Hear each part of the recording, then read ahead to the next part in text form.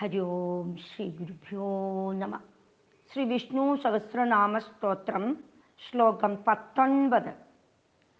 മഹാബുദ്ധിർമഹാവീര്യോ മഹാശക്തിർമഹാദ്യുതി അനിർദ്ദേശവപു ശ്രീമാനമേയാത്മാ മഹാത്രിദൃക്. മഹാബുദ്ധിർ മഹാവീര്യോ മഹാശക്തിർ മഹാദ്യുതി അനിർദ്ദേശവപു ശ്രീമാനമേയാത്മാ മഹാദ്രിദൃക്. ഇതിൽ 8 നാമങ്ങൾ ഈ ശ്ലോകത്തിൽ അടങ്ങിയിരിക്കുന്നു. ആദ്യത്തെ നാമം മഹാബുദ്ധി. ഇത് 173-ാമത്തെ നാമമായിട്ട് വരും. ഇവിടെ ആചാര്യ ഭഗവത്പാദർ അർത്ഥം പറയുന്നു. ബുദ്ധിമതാം അഭി ബുദ്ധിമത്വാത് മഹാബുദ്ധി. ബുദ്ധിമാന്മാരുടെ ബുദ്ധി പോലും ഭഗവാന്റെയാണ്. അപ്പം ആരിൽ ഏത് ബുദ്ധിശക്തി കണ്ടാലും ആ ഭഗവാന്റെ ബുദ്ധിയുടെ ഒരു അംശമാണ് നമ്മളിൽ ഉണ്ടെന്നുള്ളത് തിരിച്ചറിയുക.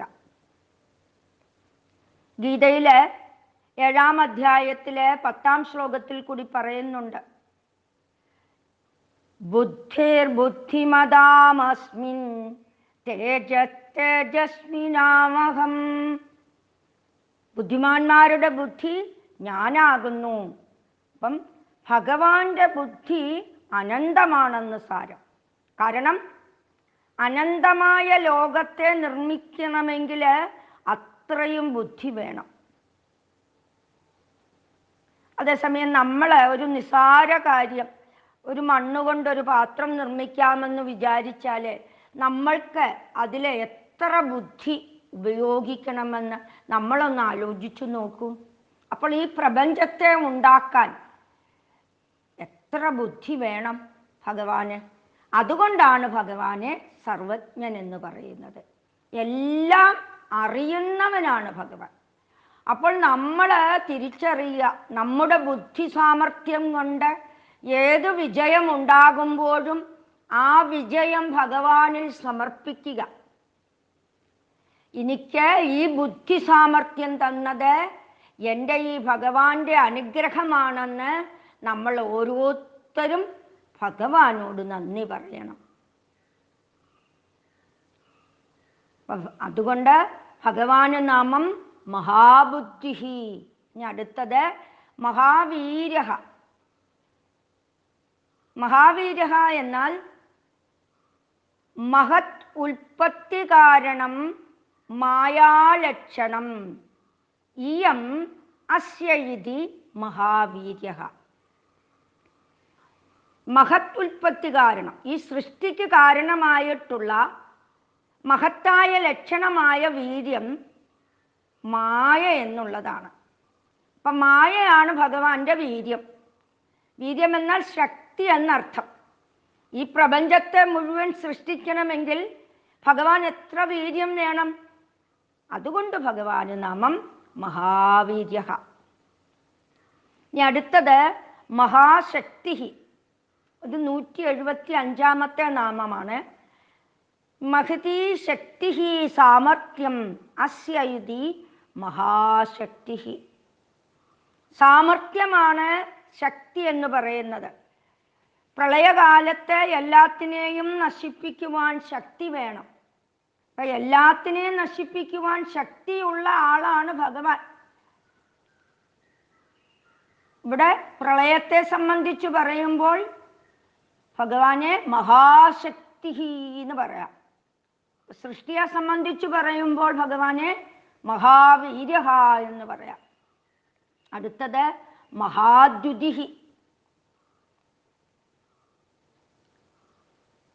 അതിന് ആചാര്യ ഭഗവത്പാദർ അർത്ഥം പറയുന്നു.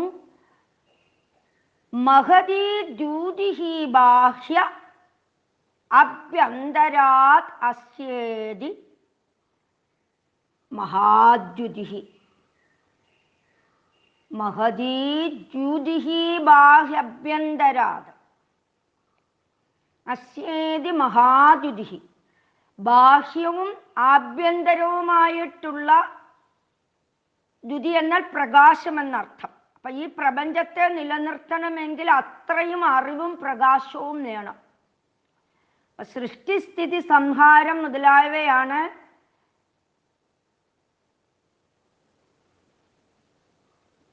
ഇവിടെ ഭഗവാന് വേണ്ടത്. ഈ മുകളിൽ പറഞ്ഞ വീര്യവും ശക്തിയും ദ്യുതിയും ഈ പ്രപഞ്ചത്തെ നിലനിർത്താൻ മഹത്തായ കാര്യമാണ്. അപ്പൊ ആ വീര്യവും ശക്തിയും ദ്യുതിയും കൂടിയവൻ ഭഗവാന് നാമം മഹാദ്യുതി എന്ന നാമം. ഇനി അടുത്തത് അനിർദ്ദേശവപുഹു. ഇത് 177ാമത്തെ നാമമാണ്. ഇത് വീണ്ടും ആവർത്തനം വരുന്നുണ്ട്. 656ാമത്തെ നാമമായിട്ടും വരുന്നുണ്ട്. അവിടെ അർത്ഥം വേറെയാണ് ഇതിന് പറയുന്നത്. അപ്പൊ നിർദ്ദേശിക്കാൻ പറ്റാത്ത വപുഹു, ആരുടെ വപുസ് നിർദ്ദേശിക്കാൻ സാധ്യമല്ലയോ അവൻ അനിർദ്ദേശവപു. നിർദ്ദേശിക്കുക എന്നാൽ നമ്മൾ ഇതുപോലെ ഇന്നതുപോലെയാണ് എന്ന് മറ്റൊരാൾക്ക് പറഞ്ഞു കൊടുക്കാൻ സാധ്യമല്ലാത്തത്. ഇവിടെ ആചാര്യ ഭഗവത്പാദർ അർത്ഥം പറയുന്നു. ഇദം തത് ഇതി നിർദ്ദേശിച്ചും എന്ന സഖ്യതേ പരസ്മൈ സ്വസംവേദ്യത്വാ തത് അനിർദ്ദേശം വപുഹു അസ്യ ഇതി അനിർദ്ദേശവപു. ഇദം തത് ഇത് നിർദ്ദേശിച്ചും എന്ന സഖ്യതേ. ഇതം തതെന്ന് പറഞ്ഞാൽ ഇത് അതാണ് എന്ന് നിർദ്ദേശിക്കുവാൻ ഒന്നിനെയും നമുക്ക് സാധിക്കുകയില്ല. നമ്മുടെ അറിവിൽപ്പെട്ട ഏതെങ്കിലും വിഷയങ്ങളുമായി താരതമ്യം ചെയ്ത് ഇത് അതാണ് എന്ന് നിർവചിക്കുവാൻ, പറയുവാൻ, അതായത് ഇന്നതാണെന്ന് ഡിഫൈൻ ചെയ്യുവാൻ സാധ്യമല്ല. ഈ ലോകത്തിലുള്ള എല്ലാ സർവ വസ്തുക്കളും ഭഗവാന്റെ ചെറിയ ചെറിയ അംശങ്ങൾ മാത്രമാണ്. അപ്പൊ ആ അംശങ്ങളെ കൊണ്ട് പൂർണ്ണത്തിനെ വ്യാഖ്യാനിക്കാൻ നമുക്ക് കഴിയുമോ? ഒരിക്കലുമില്ല. ഉദാഹരണത്തിന് സമുദ്രത്തിലെ ചെറിയ അലകളെ നോക്കിയിട്ട് നമ്മൾ പറയുവാണ് ഇത് സമുദ്രം പോലെ ഇരിക്കുന്നു എന്ന്. അപ്പം സമുദ്രം പോലെ ഇരിക്കുന്നു എന്ന് പറയുന്നത് അപൂർണമാണ്. സമുദ്രമലയാണോ ശരിക്കും? അപ്പം അല്ല. അപ്പൊ തിരമാലകളും സമുദ്രത്തിന്റെ ഒരു അംശമാണ്. നമ്മൾ പറയില്ലേ, പണ്ട് ഒരു പഴഞ്ചൊല്ല് പറയും, അന്തര ആനയെ കണ്ടതുപോലെ എന്ന്.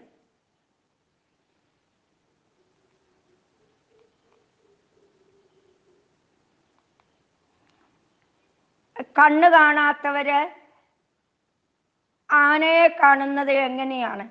അവര് കൈകൊണ്ട് ഇങ്ങനെ സ്പർശിച്ചു നോക്കിയിട്ടാണ് അല്ലേ? അവരുടെ കൈകൾ ആനയുടെ ഏത് അവയവത്തെ സ്പർശിക്കുന്നുവോ അവർ വിചാരിക്കുന്നു ഇന്ന ആകൃതിയാണ് ആനയ്ക്ക് എന്ന്.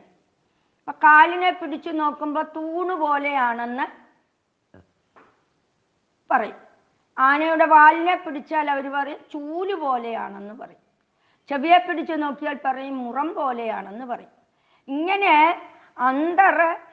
ഏത് അവയവത്തിലാണോ സ്പർശിക്കുന്നത് അതാണ് ആനയുടെ രൂപമെന്ന് കണ്ണു കാണാത്തവർ ധരിക്കുന്നു. അതുപോലെയാണ് നമ്മുടെ വാക്കുകൊണ്ടോ മനസ്സുകൊണ്ടോ പൂർണ്ണനായ അനന്തമായ ഈ നിർഗുണാനിരാകാരമായ ഭഗവാന്റെ ഗുണങ്ങളെ കൊണ്ടോ രൂപങ്ങളെ കൊണ്ടോ കണക്കുകൂട്ടി നിർവചിക്കാൻ ശ്രമിക്കാൻ സാധ്യമല്ല. അപ്പൊ ഈ ലോകത്തിൽ കാണുന്ന എല്ലാ വസ്തുക്കളും ഭഗവാന്റെ അവയവങ്ങൾ അല്ലെങ്കിൽ അംശങ്ങൾ മാത്രമാണ്. ആ അംശങ്ങളെ കൊണ്ട് പൂർണ്ണമായ ഈശ്വരനെ അളക്കാൻ സാധ്യമല്ല. പിന്നെ നമുക്ക് ചില ലക്ഷണങ്ങൾ പറയാം. അതാണ് സത്യജ്ഞാനം അനന്തം ബ്രഹ്മ എന്നൊക്കെ ലക്ഷണങ്ങൾ പറയാം നമുക്ക്. പൂർണ്ണമായി ഭഗവാനെ നിർവചിക്കുവാൻ സാധ്യമല്ല.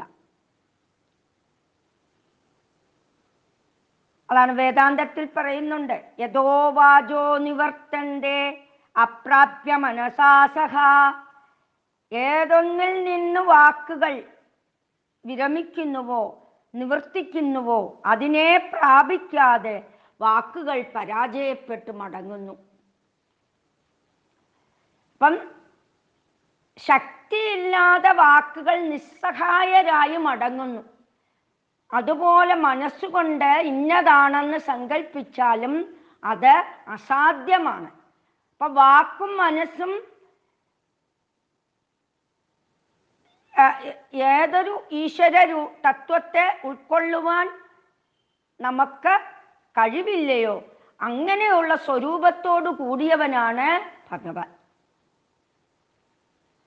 അപ്പൊ അതുകൊണ്ട് ഭഗവാന് നാമം അനിർദ്ദേശവഭു. ഭഗവാനെ ഒരിക്കലും നമുക്ക് നിർവചിക്കാൻ സാധ്യമല്ല. ഇനി അടുത്തത് ശ്രീമാൻ. ഇത് 3 പ്രാവശ്യം ആവർത്തനമായി വരുന്നുണ്ട്. ശ്രീമാൻ എന്ന അർത്ഥം ശ്രീ ഉള്ളവൻ. ശ്രീമാൻ ശ്രീമാൻ എന്നതിൻ്റെ അർത്ഥം ഐശ്വര്യം എന്നാണ്. എല്ലാ നന്മകളും ശ്രീ എന്ന പദത്തിൽ ഉൾക്കൊള്ളിക്കാം. അതായത് സൗന്ദര്യം, യൗവനം, ആരോഗ്യം, സ്ഥാനമാനം, നമ്മുടെ ബുദ്ധിശക്തി, അതുപോലെ പല കഴിവുകൾ, ഇവയെല്ലാം ശ്രീയാണ്. അപ്പോൾ മറ്റുള്ളവരെ ആകർഷിക്കാനായിട്ട് ഏതൊക്കെ ഗുണങ്ങളും കഴിവുമുണ്ടോ ആ ഗുണങ്ങളെ എല്ലാം ശ്രീ എന്ന പട്ടികയിൽ ഉൾപ്പെടുത്താം. അപ്പൊ ഇതെല്ലാം തികഞ്ഞ ഒരാളാണ് ഭഗവാൻ. അതുകൊണ്ട് ഭഗവാന് ശ്രീമാൻ എന്ന് നാമം. ഇനി അടുത്തത് അമേയാത്മ. ഇത് 102ാമത്തെ നാമമാണ്. അമേയാത്മ ആ 102ാമത്തെ നാമത്തിൽ വന്നിട്ടുള്ളതാണ് അമേയാത്മ. അവിടെ ഈ അമേയാത്മയ്ക്ക് അർത്ഥം പറഞ്ഞിരിക്കുന്നത് ആരുടെ സ്വരൂപമാണോ അത് അളക്കാൻ കഴിയില്ലയോ അതിനെ അമേയാത്മാ എന്ന് പറയുന്നു. ആ സ്വരൂപത്തെ അളക്കാൻ നമുക്ക് സാധ്യമല്ല. ഇവിടെ അർത്ഥം പറയുന്നത് അമേയാത്മായ്ക്ക് സർവൈഹി പ്രാണിഭിഹി അമേയാത്മാ ബുദ്ധിഹി യസ്യ സഹ അമേയാത്മാ. ഇവിടെ ആത്മാ ശബ്ദത്തിന് അർത്ഥം പറയുന്നത് ബുദ്ധി എന്നാണ്. ഏത് പ്രാണികൾക്കും ഭഗവാന്റെ ബുദ്ധിയെ അളക്കാൻ സാധിക്കുകയില്ല. അപ്പൊ സർവജ്ഞനാണ് ഭഗവാൻ എന്ന് സാരം.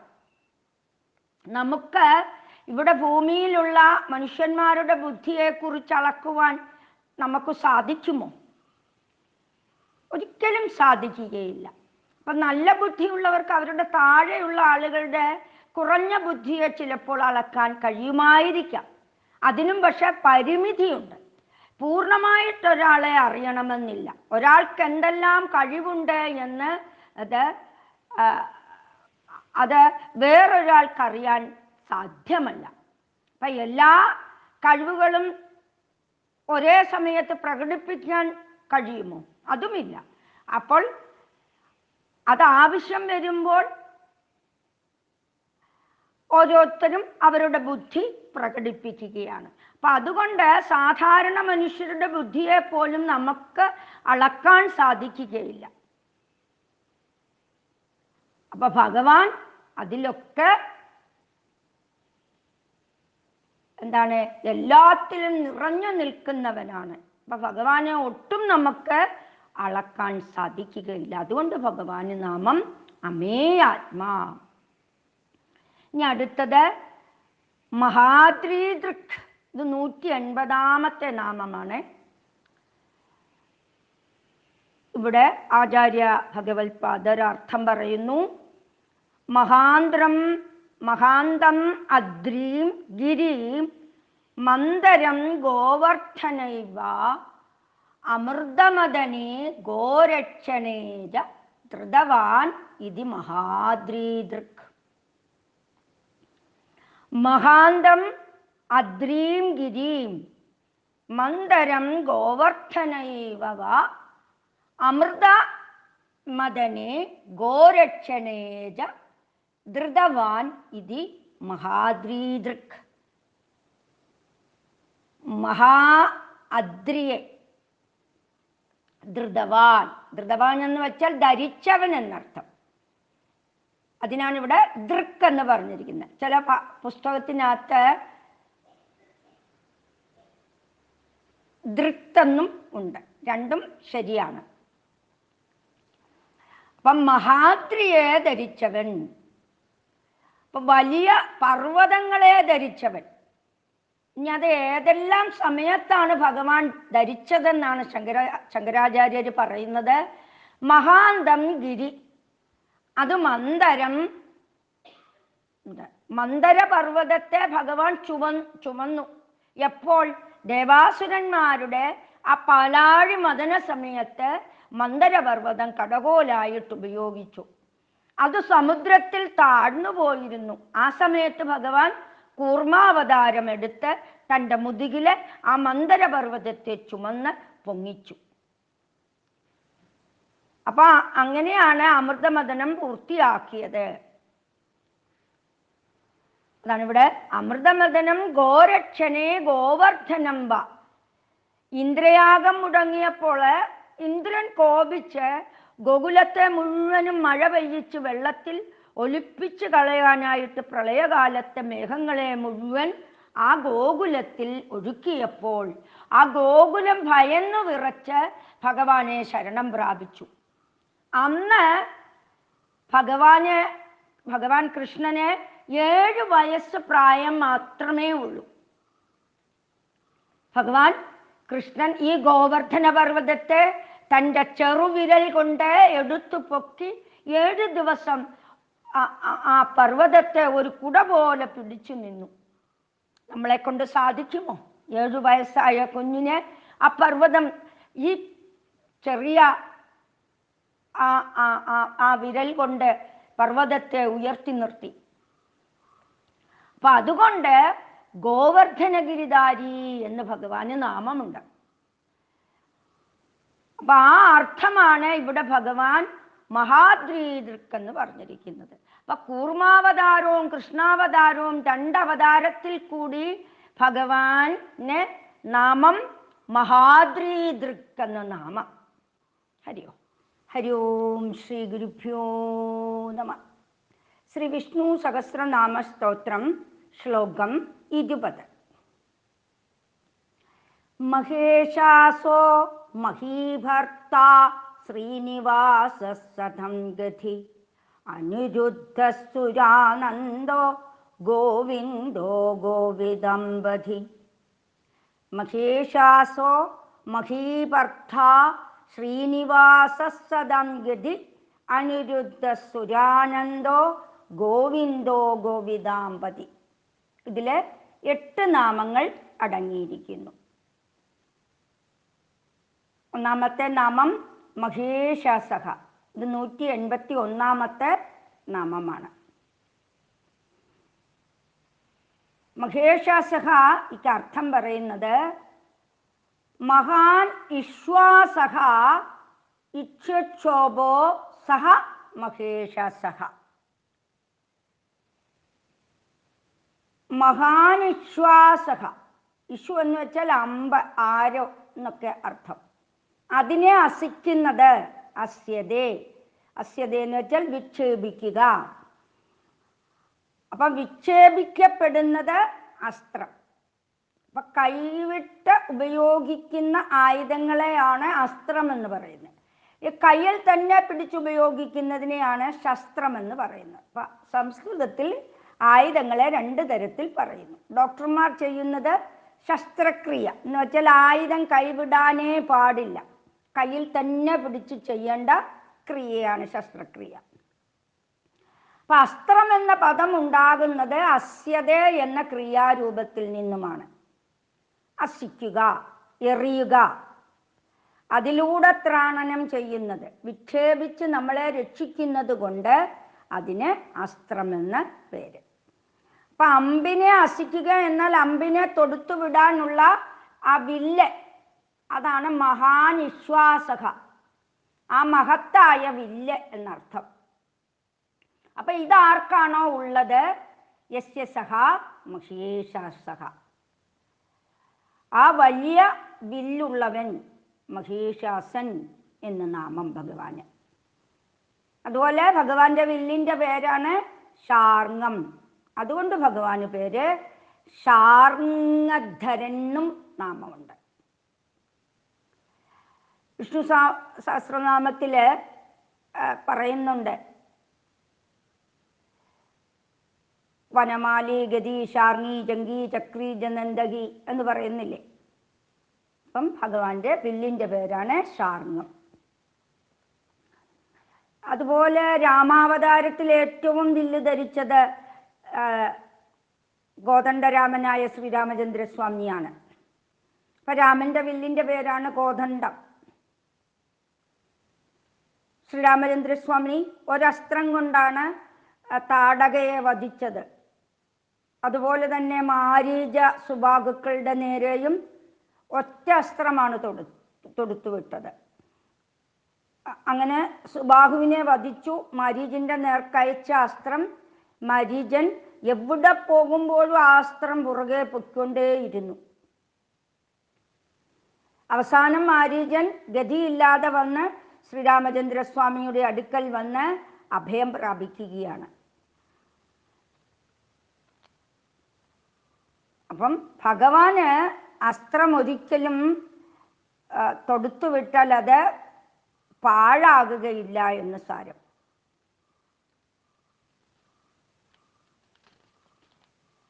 ഇനി അടുത്തത് മഹീഭർത്ത. മഹി എന്നാൽ ഭൂമി എന്നർത്ഥം.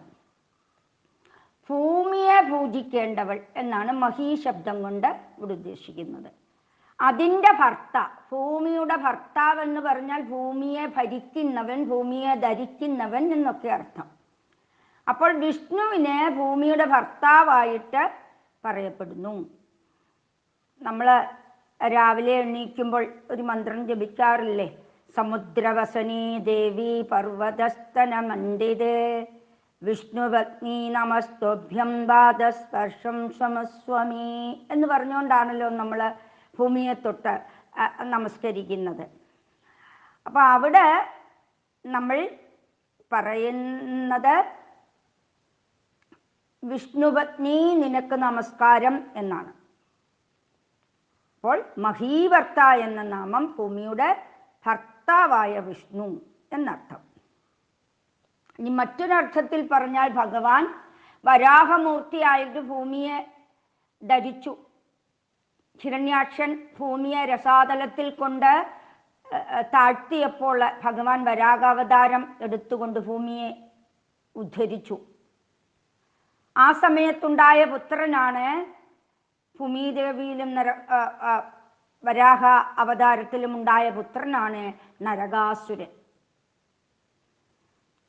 ആ സമയത്ത് തന്നെ ഭഗവാൻ ദേവിയോട് പറയുന്നുണ്ട്, എൻ്റെ കൈകൊണ്ടാണ് ഇവന് വധമെന്ന്.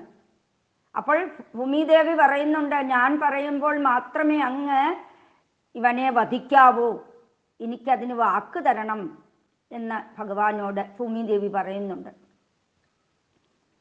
പിന്നീട് നരകാസുരന്റെ ശല്യം സഹിക്കാതെ വന്നപ്പോൾ ഭഗവാൻ കൃഷ്ണാവതാരത്തിൽ കൂടിയാണ്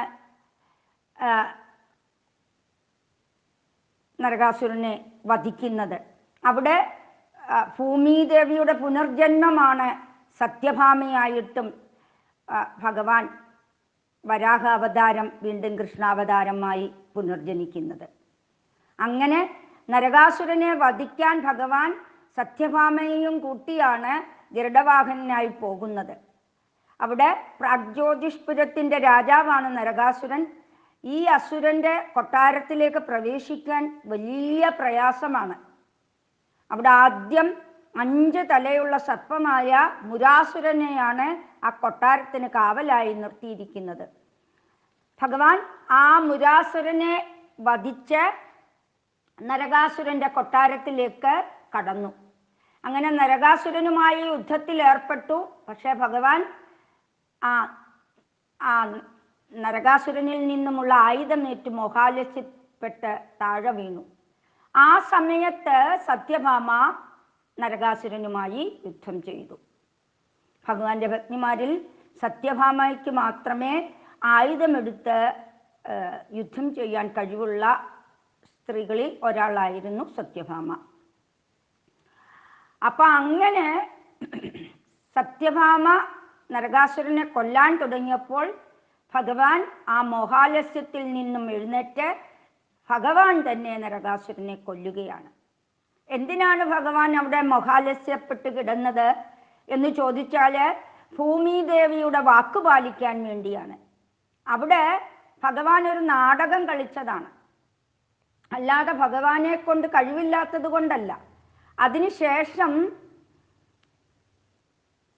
അങ്ങനെ നരകാസുരനെ കൊന്നതിന് ശേഷം ആ ജയിലിൽ അടച്ച 16,000 സ്ത്രീകളെയും മോചിപ്പിച്ചു ഭഗവാൻ. അവരോട് പറഞ്ഞു, നിങ്ങളെല്ലാം അവരവരുടെ വീടുകളിലേക്ക് പൊയ്ക്കൊള്ളാൻ. അവർ പറഞ്ഞു, ഭഗവാനെ ഞങ്ങൾ തിരികെ വീട്ടിലേക്ക് പോകുന്നില്ല, ഞങ്ങളെ അവർ സ്വീകരിക്കുകയില്ല, അതുകൊണ്ട് ഞങ്ങൾക്ക് ഭഗവാന്റെ ദാസിമാരായിട്ട് ഞങ്ങൾ കഴിഞ്ഞുകൊള്ളാമെന്ന് പറഞ്ഞു. അങ്ങനെ 16,000 സ്ത്രീകളെയും 64 ആനയായിരുന്നു, അതിൽ 63 ആനകളെയും ദ്വാരകയിലേക്ക് പറഞ്ഞയച്ചു. അതിലൊരാനയെ നരകാസുരന്റെ മകനായ ഭഗദത്തന് കൊടുത്തു, അവിടുത്തെ രാജാവായിട്ട് വാഴിച്ചു. അവനും അതുപോലെ അഹങ്കാരിയാകുമെന്ന് അറിഞ്ഞതുകൊണ്ടാണ് ഭഗവാൻ മറ്റാനകളെ ഒന്നും കൊടുക്കാഞ്ഞത്. അതിനുശേഷം ഭഗവാനും സത്യഭാമയും കൂടി ദേവലോകത്ത് പോയി ഇന്ദ്രനെ കണ്ടു. അതിഥി ദേവിയുടെ കുണ്ഡലം നരകാസുരൻ അടിച്ചു മാറ്റിയിട്ടുണ്ടായിരുന്നു, അതുപോലെ വരുണദേവന്റെ വെൺകറ്റക്കൊട അടിച്ചു മാറ്റിയിട്ടുണ്ടായിരുന്നു. ഇതെല്ലാം തിരികെ ഇന്ദ്രനെ ഏൽപ്പിച്ചു. ഇന്ദ്രന് വലിയ സന്തോഷമായി. എന്നാൽ അവിടെ ദേവലോകത്ത് ചെന്നപ്പോഴ് സത്യഭാമയ്ക്ക് പാരിജാതം വേണമെന്ന് പറഞ്ഞു. അങ്ങനെ ഭഗവാൻ ഇന്ദ്രനോട് ചോദിക്കാതെ പാരിജാതം എടുത്തതിൽ ഇന്ദ്രൻ ഭഗവാനുമായിട്ട് യുദ്ധം ചെയ്തു. അതിൽ ഭഗവാൻ ജയിച്ചു. അങ്ങനെ പാരിജാതം കൊണ്ട് ദ്വാരകയിലേക്ക് ഭഗവാൻ തിരികെ വരികയും ചെയ്തു. അപ്പൊ അതുകൊണ്ട് ഭഗവാന് നാമം മഹീഭർത്ത. അതുപോലെ തന്നെ മറ്റൊരു പ്രളയകാലത്ത് ഭഗവാൻ ആലിലക്കണ്ണനായി കിടക്കുമ്പോൾ ആ ഭഗവാന്റെ ഉള്ളിലേക്ക് ഭൂമിദേവിയെ ധരിക്കുന്നുണ്ട്. ഭഗവാന്റെ ഉദരത്തിനകത്താകും ഭൂമി. അങ്ങനെ ഓരോ കാലത്തും ഭഗവാൻ ഭൂമിയെ ധരിക്കുന്നു. അതുപോലെ തന്നെ ആദിശേഷന്റെ രൂപത്തിലും ഭഗവാൻ ഭൂമിയെ ധരിച്ചു നിൽപ്പുണ്ട്. ആ അനന്തന്റെ ശിരസിലാണ് ഒരു കടുകുമണി പോലെ ഭൂമി ഇരിക്കുന്നത്.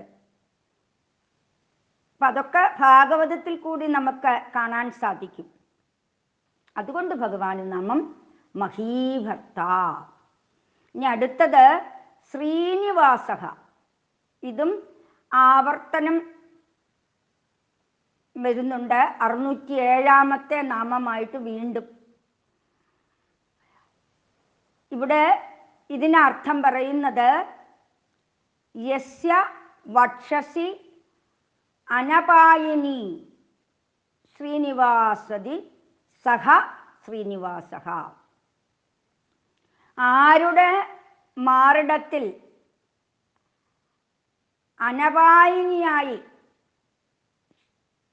ശ്രീയായി ഇരിക്കുന്നുവോ, അതായത് ഭഗവാനെ പിരിയാത്തവളായ ഇതെന്നർത്ഥം. അനപായിനി എന്ന് പറഞ്ഞാൽ ശ്രീവസതി, ശ്രീ വസിക്കുന്നു, സഹ ശ്രീനിവാസഃ. ഭഗവാന്റെ മാറിടത്തിൽ ആ ശ്രീവത്സം എന്ന മറുക ലക്ഷ്മിക്ക് ഇരിക്കുവാനുള്ള സ്ഥാനമായിട്ട് കൽപ്പിച്ചു കൊടുത്തു. ലക്ഷ്മി ദേവി ഭഗവാന്റെ മാറിടത്തിൽ പിരിയാതെ ഇരിക്കുന്നത് കൊണ്ട് ഭഗവാന് നാമം ശ്രീനിവാസഃ. അപ്പൊ ശ്രീയുടെ വാസസ്ഥാനമായി ഇരിക്കുന്നവൻ, ആ മായാശക്തി തന്നെയാണ് ശ്രീ എന്നിവിടെ ഉദ്ദേശിക്കേണ്ടത്. അതായത് ഇവിടെ മായാശക്തി ആ ബ്രഹ്മത്തെ ആണ് നമ്മൾ അറിയേണ്ടത്. അവിടെ ആ ബ്രഹ്മത്തെയാണ് ഇവിടെ മായാശക്തിയായിട്ട് ശ്രീയായിട്ട് പറയുന്നത്. ഇനി അടുത്തത് സദാംഗതിഹി. ഇതും വീണ്ടും ആവർത്തനമായിട്ട് വരുന്ന ഒരു നാമമാണ്. 450-ാമത്തെ നാമമായിട്ടാണ് ഇത് ആവർത്തനം വരുന്നത്. ഇപ്പോൾ 184-ാമത്തെ നാമമാണ് സദാംഗതി. ഇതിനർത്ഥം പറയുന്നത് സദാം വൈകികാനാം സാധൂനാം പുരുഷാർത്ഥ സാധന ഹേതുഹു സദാംഗതിഹി. സദാം എന്നതിന് രണ്ടർത്ഥം പറയുന്നു. വൈകികാനാം സാധൂന, വൈദികാനാം എന്ന് പറഞ്ഞാൽ വൈദികന്മാരും സാധുക്കളും. ഈ വൈദികന്മാരെന്ന് പറയുന്നത് വേദം അനുശാസിക്കുന്ന രീതിയിൽ ജീവിക്കുന്നവരെയാണ് വൈദികന്മാരെന്ന് പറയുന്നത്. അപ്പൊ വേദത്തിൽ പറഞ്ഞിരിക്കുന്ന രീതിയിൽ ധാർമ്മികമായിട്ട് ജീവിക്കുന്നവരാണ് വൈദികന്മാർ. അങ്ങനെയുള്ളവർ ഭഗവാനെ തന്നെ ഗതിയായി കരുതുന്നു. അതായത് ധർമ്മ അർത്ഥ കാമ മോക്ഷം, ഈ 4 പുരുഷാർത്ഥങ്ങളും നേടാൻ അവർ വേറൊരാളെ ആശ്രയിക്കുന്നില്ല എന്ന് സാരം. എല്ലാം ഭഗവാനിൽ തന്നെ ആശ്രയിക്കുന്നു. അപ്പൊ അവരുടെ നിലനിൽപ്പിനും ധനസമ്പാദനത്തിനും ഭോഗങ്ങൾ അനുഭവിക്കുന്നതിനും എല്ലാം ഭഗവാന്റെ പ്രസാദമായി അവര് അതനുഭവിക്കുന്നു.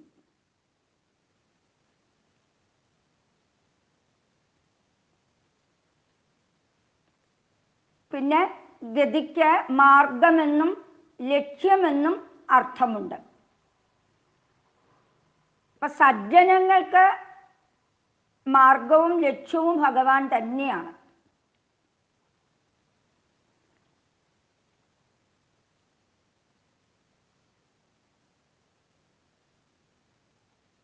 അപ്പൊ വേദാന്തം അറിഞ്ഞില്ല എങ്കിൽ നമുക്ക് ഈ മാർഗവും ലക്ഷ്യവും ഒന്നും നേടാൻ സാധിക്കുകയില്ല. അതുപോലെ സാധൂനാം എന്ന് പറഞ്ഞു, സജ്ജനങ്ങൾക്ക് പുരുഷാർത്ഥ സാധന ഹേതു ഭഗവാനാണ്. ഗീതയിലെ 4-ാം അധ്യായത്തിലെ 24-ാം ശ്ലോകത്തിൽ പറയുന്നുണ്ട്, ബ്രഹ്മാർപ്പണം ബ്രഹ്മഹവേ ബ്രഹ്മാഗ്നോ ബ്രഹ്മണാഹുതം ബ്രഹ്മൈവ തേന ഗന്ധവ്യം ബ്രഹ്മകർമ്മ സമാധിക. അപ്പം മാർഗവും ലക്ഷ്യവുമാണ് സൂചിപ്പിക്കുന്നത്. ഇതിൽ കൂടി മാർഗത്തെ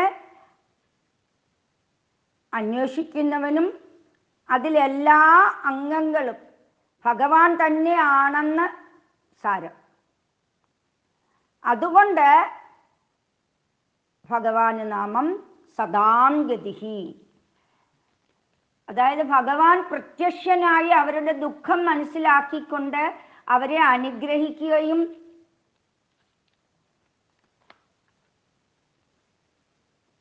ഒക്കെ ചെയ്യുന്നുണ്ട്. അപ്പൊ അതുകൊണ്ട് ഭഗവാന് നാമം സദാംഗതിഹി. ഇനി അടുത്തത് അനിരുദ്ധക. ഇത് 185-ാമത്തെ നാമമാണ്. ഇതും വീണ്ടും ആവർത്തനം വരുന്ന ഒരു നാമമാണ്. ആവർത്തനം വരുന്നത് 638-ാമത്തെ നാമമായിട്ടാണ്.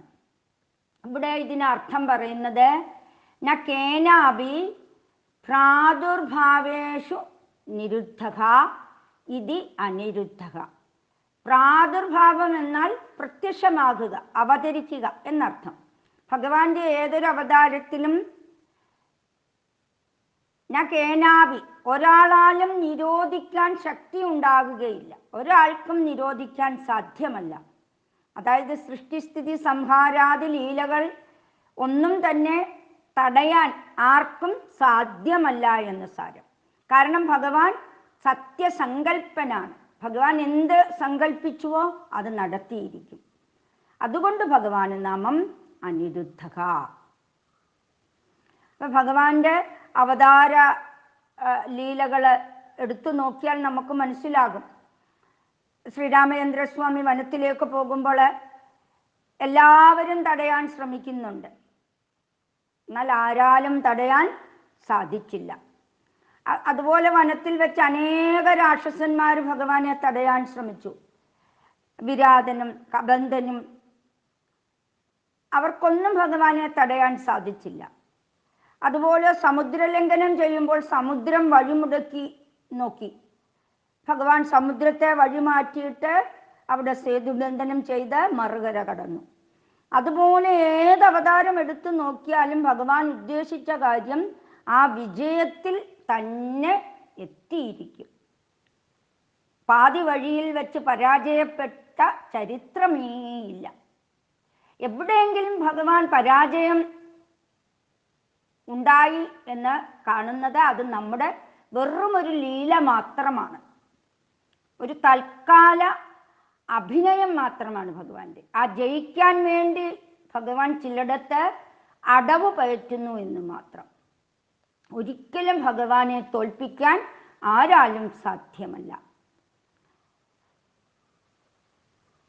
അതുകൊണ്ട് ആരാലും നിരോധിക്കാൻ സാധിക്കാത്തവൻ എന്ന നാമത്തിൽ ഭഗവാനെ അനിരുദ്ധക. ഇനി അടുത്തത് സുരാനന്ദ. സുരാൻ എന്ന് പറഞ്ഞാൽ ആനന്ദ ഇതി സുരാനന്ദ. സുരാൻ വെച്ചാൽ ദേവന്മാരെയാണ്. ദേവന്മാരെ ആനന്ദിപ്പിക്കുന്നു. യതി സുരാനന്ദ, അതുകൊണ്ട് ഭഗവാൻ സുരാനന്ദൻ.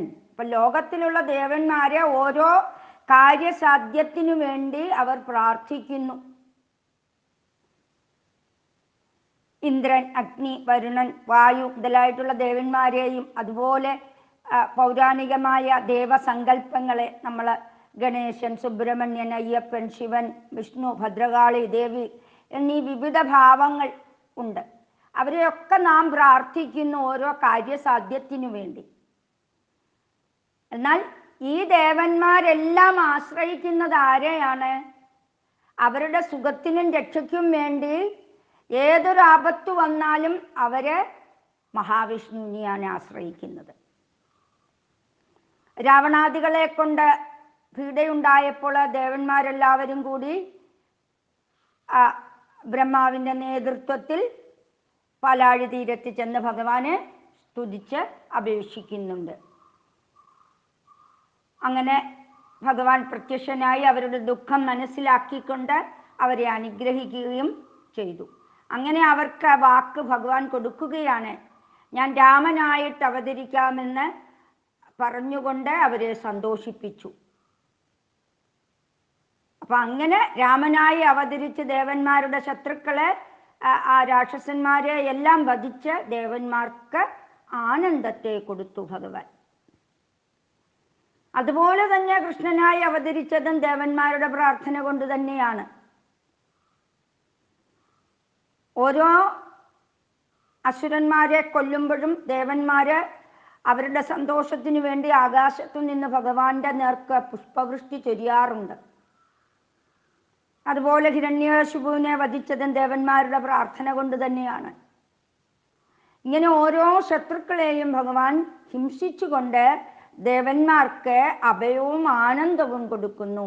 അതുകൊണ്ട് ഭഗവാന് നാമം സുരാനന്ദ, സുരന്മാരെ ആനന്ദിപ്പിക്കുന്നവൻ എന്നർത്ഥം. ഇനി അടുത്തത് ഗോവിന്ദ. ഇത് 187 നാമമാണ്. ഇത് വീണ്ടും ആവർത്തനം വരുന്നുണ്ട് 539 നാമമായിട്ട്. ഇവിടെ ഇതിനർത്ഥം പറയുന്നത് നഷ്ടാം വൈ ധരണീം പൂർവം അവന്തി വൈ ഗുഹാഗതാം ഗോവിന്ദ ഇതി തേനാഹം ദേവൈർ വാഗ്ഭീർ അഭീഷ്ടദഃ ഇതി മോക്ഷധർമ്മ വചനാത് ഗോവിന്ദ. മഹാഭാരതത്തില് ഭഗവാൻ തന്നെ ശാന്തി പർവത്തിൽ മോക്ഷധർമ്മം പറയുന്നതായിട്ടുള്ള സന്ദർഭത്തിൽ ഭഗവാൻ തന്നെ പറയുന്ന വാക്കുകളാണ്. അപ്പൊ ഭഗവാന്റെ വിവിധ നാമങ്ങളുടെ അർത്ഥം ഭഗവാൻ തന്നെ പറയുകയാണ്. അതിൽ ഗോവിന്ദൻ എന്ന എനിക്ക് പേര് വന്നത് എങ്ങനെയാണ്? നഷ്ടാം വൈതരണി പൂർവം അവന്തി വൈ. പണ്ട് പ്രളയകാലത്ത് നഷ്ടപ്പെട്ടു പോയതായിട്ടുള്ള ഭൂമിയെ ഞാൻ വീണ്ടെടുത്തു. അവന്തി എന്ന് പറഞ്ഞാൽ കണ്ടുപിടിക്കുക എന്നർത്ഥം. ഗുഹാഗത നഷ്ടാം വൈതരണീം പൂർവം അവന്തി വൈ ഗുഹാഗത. ഗുഹാഗത എന്ന് വെച്ചാൽ പാതാളത്തിലോ രസാതലത്തിലോ മറഞ്ഞിരുന്ന ഭൂമിയെ ഞാൻ വീണ്ടെടുത്തു. അതുകൊണ്ട് ഗോവിന്ദ ഇതി തേനാഹം ദേവൈർ വാഗ്ഭീർ അഭീഷ്ടിതഃ. തേന എന്ന് വെച്ചാൽ അതുകൊണ്ട്, അഹം ദേവൈ ദേവന്മാരാൽ, ഗോവിന്ദഃ ഇതി വാഗ്ഭീർ അഭീഷ്ടിതഃ ഗോവിന്ദൻ എന്ന വാക്കുകളാൽ അവർ എന്നെ സ്തുതിക്കുന്നു. അപ്പൊ ഇവിടെ ഗോ ശബ്ദത്തിന് ഭൂമി എന്ന് അർത്ഥമുണ്ട്. ഗാം വിന്ദതേ ഇതി ഗോവിന്ദഃ, ഭൂമിയെ വീണ്ടെടുക്കുന്നവൻ, രക്ഷിക്കുന്നവൻ, കണ്ടുപിടിക്കുന്നവൻ എന്നൊക്കെ ഭഗവാന് അർത്ഥം. അപ്പം ഭഗവാൻ വരാഹമൂർത്തിയായിട്ട് ഭൂമിയെ വീണ്ടെടുക്കുന്നുണ്ട്.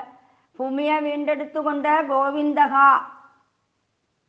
അതുപോലെ മധുകൈടവന്മാരെ വേദങ്ങളെ അപകരിച്ച സമയത്ത് ഭഗവാൻ ഹയഗ്രീവ അവതാരം എടുത്ത്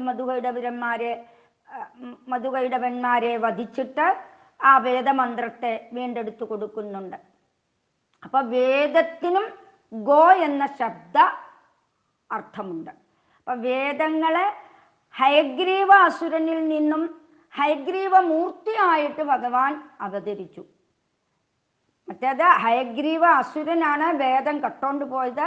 ഭഗവാൻ ഹയഗ്രീവ മൂർത്തിയായിട്ട് തന്നെ അവതരിച്ച് വേദങ്ങളെ വീണ്ടെടുത്തു കൊടുത്തു. അതുകൊണ്ട് ഭഗവാന് ഗോവിന്ദൻ എന്ന നാമം.